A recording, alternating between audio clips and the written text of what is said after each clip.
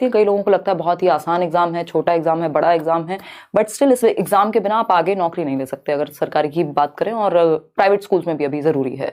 तो समझेंगे कि कुछ लाखों लोग ये एग्जाम देते हैं, मतलब अगर 12,47,000 लोगों ने पेपर 1 दिया, फिर 11 लाख समथिंग ने पेपर 2 दिया, और जो पास होते हैं कुल वो 4 लाख 6 लाख अगर टोटल मिला दें 6-7 लाख के बीच में, यानी लगभग 70-80% लोग अभी भी फेल ही हो रहे हैं।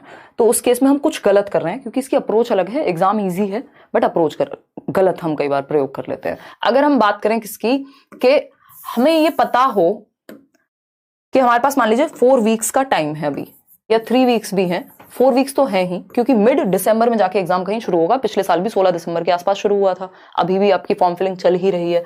तो इन 4 हफ्तों को हम कैसे डिवाइड करें? जो शुरुआत का 1 हफ्ता है, सबसे पहले अपने कॉन्सेप्ट्स इनको ठीक करिए।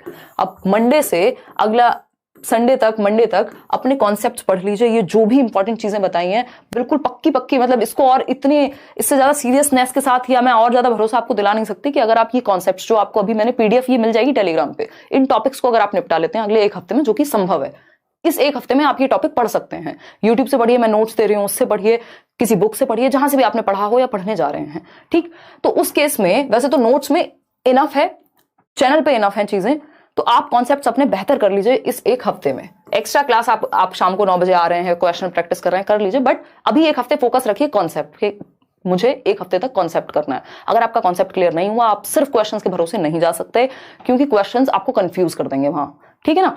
तो 1 हफ्ते तक आपको कॉन्सेप्ट्स बार बार समझने हैं। ये जितने भी कॉन्सेप्ट हमने बताए सिर्फ उतने कर लीजिए। ठीक, सेकेंड वीक की अगर हम बात करें, दूसरे हफ्ते में क्या करेंगे अब हम उठाएंगे प्रीवियस ईयर को साथ में। ठीक है, क्योंकि एक आध प्रीवियस ईयर अगर आपने अभी तक देखा होगा बहुत अच्छी बात है, नहीं भी देखा तो अब आप ज्यादा टेंशन मत लीजिए। सबसे पहले आप ये कॉन्सेप्ट्स ही कर लीजिए, डायरेक्ट पढ़ना शुरू कर दीजिए नोट से। और सेकेंड वीक में आप ये जो कॉन्सेप्ट आपने पढ़े हैं और प्रीवियस ईयर, और कोई प्रैक्टिस सेट नहीं, कोई टेस्ट सीरीज नहीं, कुछ नहीं। अगर आपको प्रैक्टिस करनी है, अभी आप क्या करेंगे सेकंड वीक में, सेकंड हफ्ते में हम सिर्फ प्रीवियस ईयर करेंगे, वो भी सिर्फ ऑनलाइन वाले। क्योंकि अगर आपने ऑनलाइन वाले पेपर कर लिए, उससे पहले जितने भी ऑफलाइन पेपर्स हुए हैं आप सॉल्व कर जाएंगे, वो इजी हैं। ऑनलाइन वाले जो हैं वो थोड़ी सी उनकी लैंग्वेज को टिपिकल बनाया गया है, समझने में आपको दिक्कत होगी। तो ये जो कॉन्सेप्ट हैं और ये प्रीवियस ईयर है, इनको साथ रखिए। जैसे ही फंसे कॉन्सेप्ट पे जाइए, और अगर कुछ नया मिल रहा है किसी 4 ऑप्शन को जब आप एनालाइज कर रहे हैं, इनको सिर्फ सही और गलत में नहीं डिवाइड करना, दिमाग में जानी चाहिए कि मैं समझ क्यों नहीं पाता। जब मैंने 150 क्वेश्चन लगाए तो उसमें से किस सेक्शन में नंबर कम आ रहे हैं, क्यों कम आ रहे हैं, किस तरह के टॉपिक्स में फंसता हूं या फंसती हूं, कहीं तो कोई प्रॉब्लम होगी। तो ये सेकंड वीक में आप करेंगे। अब जो थर्ड वीक है, इस दौरान आपने प्रीवियस ईयर किए हैं, कॉन्सेप्ट्स किए हैं, भर भर के किए हैं।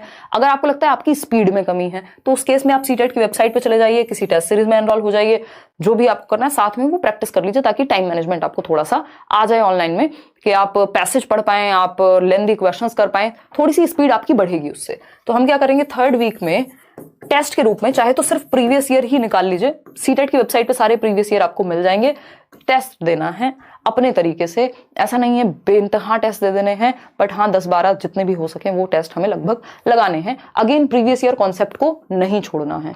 ठीक, फोर्थ वीक तो अगेन फिर अब तो आप जितना रिवाइज कर सकें, जो भी चैनल पे चल रहा हो उस टाइम पे जो मैराथन्स हो, अपनी स्ट्रेटजी इस तरह से बना के रखिए कि क्वेश्चन एक भी छोड़ के नहीं आएंगे। बच्चे के भले के बारे में सोचेंगे, जो इंपॉर्टेंट वर्ड्स हैं, की वर्ड्स हैं जिन पे अभी हम आएंगे, ब्रेनस्टॉर्मिंग क्या है एंड ऑल, उन पे आप फोकस करेंगे। तो सारा उस टाइम पे आप रिवीजन और साथ में प्रैक्टिस, अगेन प्रीवियस ईयर, और कुछ अभी नहीं सोचना। जो भी रिसोर्सेज हैं उनको जितनी बार हो सके करना है। याद रखिएगा, जिन्होंने कॉन्सेप्ट्स बार बार रिवाइज नहीं किए इस बार फंसेंगे, क्योंकि ऑनलाइन की लैंग्वेज टफ है, कॉन्सेप्ट वही है, टॉपिक वही है, सिलेबस वही है, रिपीट भी हो रहे हैं बहुत सारे क्वेश्चन, लेकिन जो क्वेश्चन रिपीट नहीं हो रहे हैं उनमें लैंग्वेज की दिक्कत है। ठीक, आसान से टॉपिक से भी मुश्किल क्वेश्चन बना के पेश किया जा रहा है कई बार। मैं आपको पहले ही ये बात बता देती हूं कि सिलेबस आपने कितना पढ़ लिया है, 130 नंबर आप कैसे स्कोर करेंगे, 140 नंबर आप कैसे स्कोर करेंगे। अभी कोशिश कीजिए कि वैसे तो इस चीज को आप साइड कर दें जिन लोगों ने तैयारी अभी शुरू की है ना। जो लोग पहले से कर रहे हैं उनको टेंशन वैसे भी नहीं लेनी। तो उस केस में आपके पास सिंपल आपकी अप्रोच ये होनी चाहिए कि एक तो कॉन्सेप्ट जो आप पढ़ रहे हैं, जो आप टॉपिक पढ़ रहे हैं, प्लस आपकी प्रैक्टिस, यानी आपने कॉन्सेप्ट इतनी बार रिवाइज किया हो, क्योंकि इस बार टॉपिक वही है, उन्हीं के क्वेश्चंस। मान लीजिए डेवलपमेंट से भी अगर वो मुश्किल क्वेश्चन बना दे तो वो भी सॉल्व नहीं हुआ हमसे इस बार।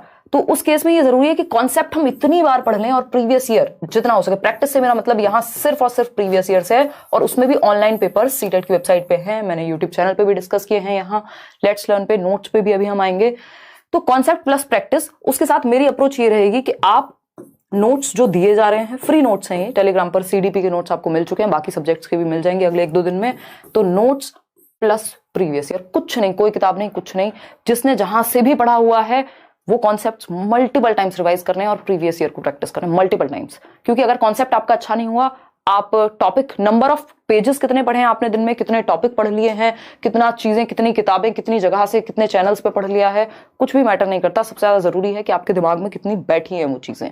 तो कॉन्सेप्ट जितना क्लियर हो सके उसको कीजिए और प्रीवियस ईयर के साथ प्रैक्टिस कीजिए, ताकि आपको पता लगे उस कॉन्सेप्ट से क्वेश्चन पूछा कैसे गया है। क्योंकि ऑनलाइन एग्जाम में इन्होंने थोड़े से चेंजेस किए हैं, उस पर भी हम आएंगे। एग्जाम पैटर्न फटाफट से समझते हैं।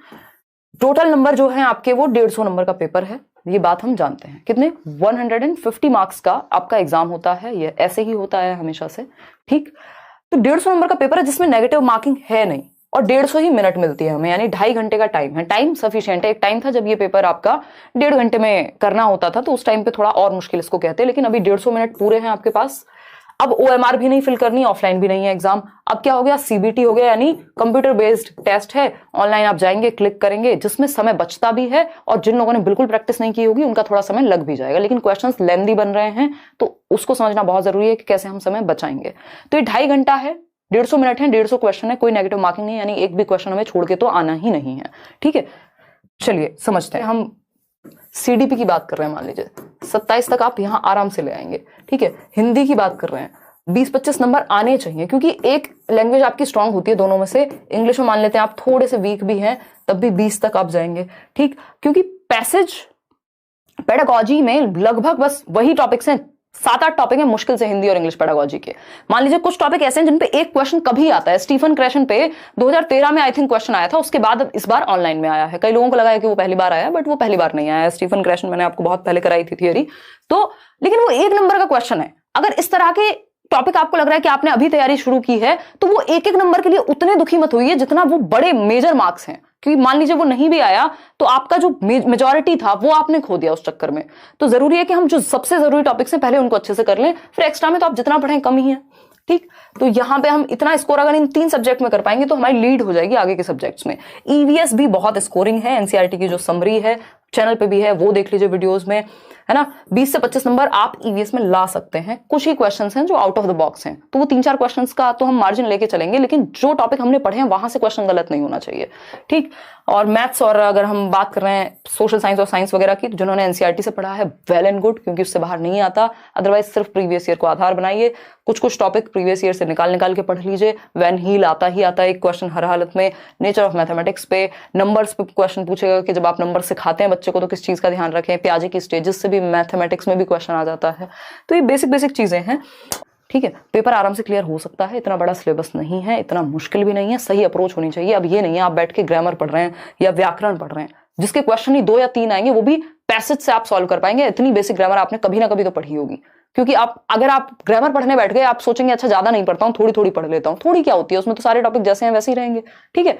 तो कोशिश कीजिए, एक तो ग्रामर वगैरह से बचना है, दूसरा CDP हिंदी इंग्लिश को इतना मजबूत कर लो, क्योंकि इनसे आप भाग नहीं सकते। पेडागॉजी से बच के इस पेपर में पेपर सॉल्व नहीं हो पाएगा। 90 मार्क्स की पेडागॉजी ही पेडागॉजी है अगर देखा जाए। 30 नंबर की CDP में, 15 नंबर की हिंदी में, 15 नंबर की इंग्लिश में, 15 नंबर की EVS में, 15 नंबर की मैथ्स में। तो आप समझ पा रहे हैं कि 30 और इन दोनों में मिला के 60 मार्क्स, और इन दोनों में 90 मार्क्स सिर्फ पेडागॉजी के हैं। अगर मैं पेपर 2 की बात करूं तो वहां पे भी जो आपका ये 30 और 20, तो पेपर 2 में भी अगेन आपके पास 80 नंबर की पेडागॉजी है।